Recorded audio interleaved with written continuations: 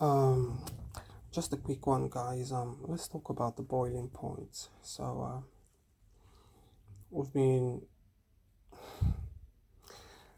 we've been hearing and seeing revelations of supposed president of the Federal Republic of Nigeria, but that's not what I really want to talk about today. What I really want to talk about is the boiling point and the concept of the boiling point as I would be using in this context is that point where people would say no more or people would do no more but just take action.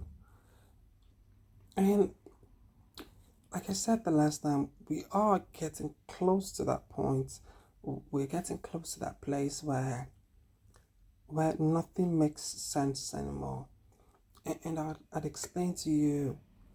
You see, before, right, people would always say, who's the most powerful man in Nigeria, and or what is the most powerful organ of government in Nigeria, and people fail to realize that it is actually interconnected, and I'll explain it to you. So the executive basically controls um the enforcement of power, right?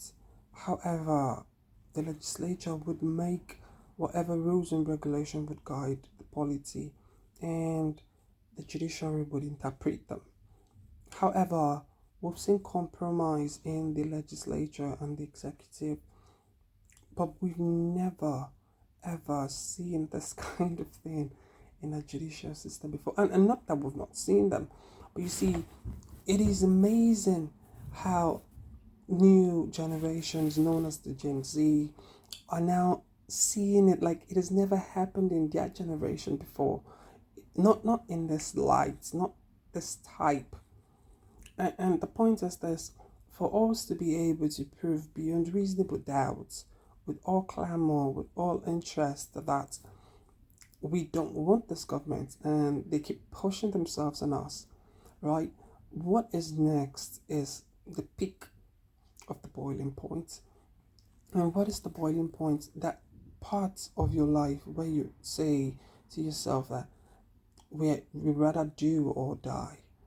And let me point something out to us clearly.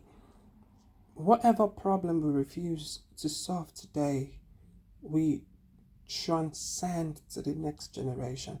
And just like our fathers before us and their fathers before them.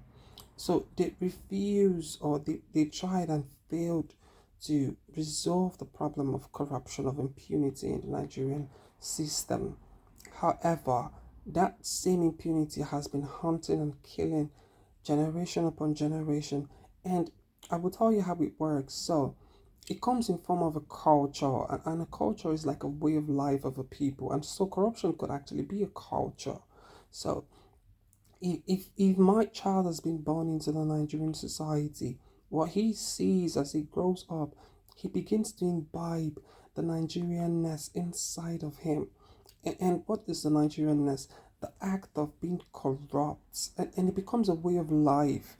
And so we need to make sure that we start fighting all of these things so that the generation don't even see it, or they see a minimal amount of it, because the amount that is alarming to us right now is about to get worse. And by the time you're 60, 70, your child will be asking, what did you do to curb this problem? And you must be able to give account. And what we're looking at right now is the fact that whatever problem we don't solve today, we transcend to our children. And I will tell you how it works. So if you go to the Senate House right now, you would realize that a large amount, maybe over 50% of the people in the House of Rep are children of old politicians, and they are literally they're planting their seeds to take over from where they stop. And the corruption never ends because it just overrides itself towards godfatherism. And back and forth, it goes back again. And the prebendal nature of it doesn't end. And so I say to Nigerians today, we need to hurriedly get to this boiling point, not for ourselves, basically not for ourselves, but what we're trying to say is this: it has to be a line that people should never cross. And if there is no line, it simply means we didn't fight for that line to be maintained. And if we don't fight for a line to be maintained, it becomes a culture. And so what we're looking at in this 20 whatsoever century, it is a culture of forgery. And it's serious. It is very serious. It is very serious because if this is allowed to slide, what we would see, not even us, because we are gone, what our children would see is a rainfall of forgery, of more things other than certificates, a rainfall of bank drafts, a rainfall of identity thefts, and more and more. A perfect example is this: if the government, or if we, let's not even say the government, has been able to tackle the whole situation of Oluwole in the 5, 10 years or 15 years of our life, right? We would never bring back that problem to this generation. Now, what we're looking at right now is a problem that we cannot comprehend because our forefathers saw it and did nothing about it. Our fathers saw it and did nothing about it. Now we are seeing it. And if we keep quiet, it would haunt us till our death. And that's why I say to people, we need to get to that boiling point where we would definitely do something. And this is how I say the generation. The generation is not just a group of people that you give birth to. It is an investment. So if you give birth to a child, your investment goes into that child.